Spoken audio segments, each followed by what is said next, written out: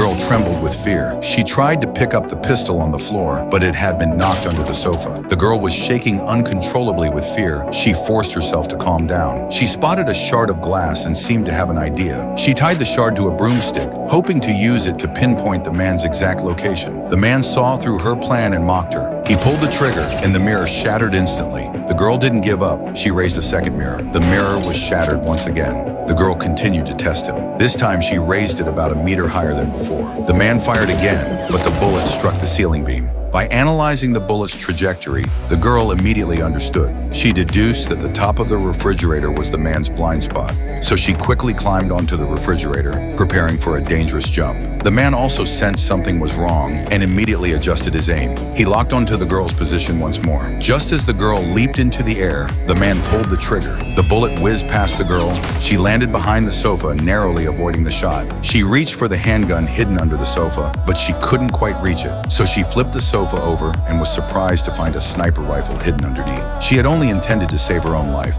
but now she decided to fight back. She quickly loaded the rifle and aimed it at the man. At that moment, the man was reloading.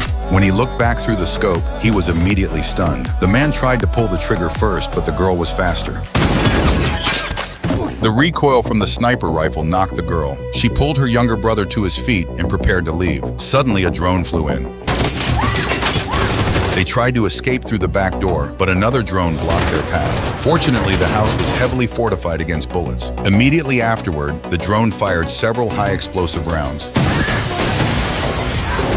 The drone flew into the house and began searching for the two of them. Just then, the girl grabbed a slingshot and shot down the drone. They tore off a piece of sheet metal to use as a shield, attempting to take cover behind it to shoot down the drone. The drone immediately launched an attack on them. Without the shield for cover, the two became sitting ducks. At that critical moment, a woman rushed over. She activated an electromagnetic jammer. Only then did the girl learn that this woman had been sent by her uncle to protect her. Soon, a large group of assassins surrounded the house. There was no way for them to escape. The woman told them to hide in the warehouse while she bought them time. Using sheet metal for cover, the girl made it safely to the warehouse, but the assassins were hot on her heels. The woman rushed over as well. She pointed the girl in a certain direction, then pulled down the roll-up door. The girl arrived at a combination lock. She tried entering her uncle's and her own birthdays, but none of them worked. Just then, the girl suddenly remembered that her uncle had told her to be sure to remember her student ID number. She entered her student ID number. Along with facial recognition, the code was accepted. With a loud bang, the space they were in transformed into an elevator that began to descend slowly. Soon, the elevator reached the bottom. The girl was stunned by the sight before her. It turned out to be a massive armory. Suddenly, the boy grabbed the girl and injected her with a mysterious serum. Why did the boy do that? Who exactly is he?